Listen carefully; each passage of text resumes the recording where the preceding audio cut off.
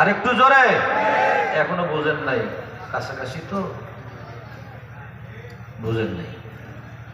তো খান বাহাদুর রহমতুল্লাহ আলাইহি উনি যখন অসুস্থ ছিলেন, আল্লাহর হাবিবের মিলাদে পাকের মাহফিলে দয়াল নবী যখন সালাম দেওয়া হতো দয়াল নবীকে, তখন তিনি কি করতেন?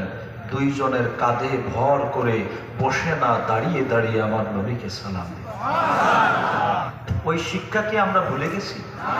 ওই তাজিম কি আমরা ভুলে গেছি? আমরা কি ভুলতে চাই? ইমাম চোরের খপ্পরে পড়ে সেগুলো কি ভুলতে চাই? আল্লাহ কি বলেন কোরআন শরীফে? কয় মিলাদ শরীফের বিষয় নাই কোরআন শরীফের মধ্যে। একটা কাঁচা মিশা কথা কইছে, নাউজুবিল্লাহ। আমার নবীর মিলাদের কথা কোরআন শরীফে আছে না নাই? বহু জায়গায় আছে।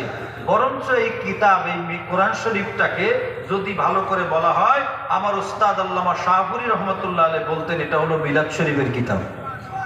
কোরআন শরীফের আরেক নাম মিলাদ শরীফের কিতাব, কারণ এখানে নবীদের মিলাদের আলোচনা হয়েছে। সুবহানাল্লাহ। আল্লাহ কি বলে? আল্লাহ মিলাদ শরীফের আলোচনা করে। বলবেন আমার সাথে একটু? বিসমিল্লাহির রাহমানির রাহিম। লাকাদ মান্নাল্লাহু আলাল মুমিনিনা ইয বা'আসা ফীহিম রাসূলা।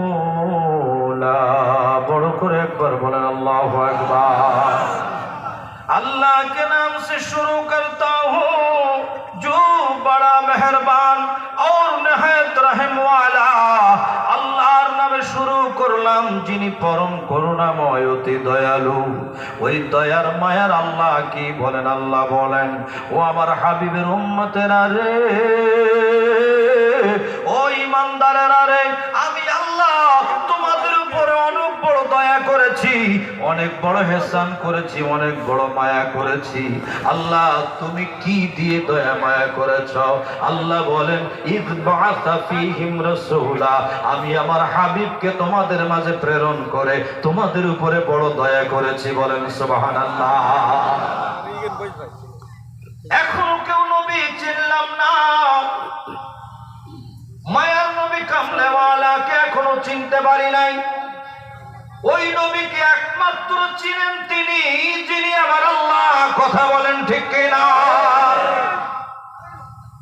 হুজুর সিদ্দিকে আকবর, যিনি সামনের মাস জামাদিউস সানি, এই জামাদিউস সানি মাসের 22 তারিখে 13 হিজরিতে যিনি পর্দা করেছিলেন, ওই সিদ্দিকে আকবর বলেন, মায়ার নবীকে যখন আমি একসাথে গারে সুরের মধ্যে মক্কা শরীফের উঁচা পাহাড়, আপনারা অনেকে দেখেছেন না? হ্যাঁ, আল্লাহ আমারে বহুবার দেখাইছে, আপনারা দেখছেন না? মক্কা শরীফের উঁচা পাহাড়, এই পাহাড়ের উপরে আমি যখন উঠতে লাগলাম মায়ার নবীর সাথে, কিছু দূর যে চিন্তা করলাম এত উপরে মায়ার নবী উঠবেন, আমার দয়াল নবীর কষ্ট হইতে পারে। সিদ্দিকে আকবর বলে, নবী গো, বলেন আল্লাহু আকবার। ইয়া রাসূলুল্লাহ, আমি বুকটা পেতে দিচ্ছি, আপনি আমার বুকে আসেন। আমি একা একা আপনাকে উঠতে দেব না, আপনার কষ্ট হবে, আপনার কষ্ট হবে। আমি একা একা আপনারে নিব। যেই সময় সিদ্দিকে আকবর ভাবতেছেন আমি একা একা ভালো করে উপরে উঠতে পারি না, কিন্তু মহব্বতের জোশে আমার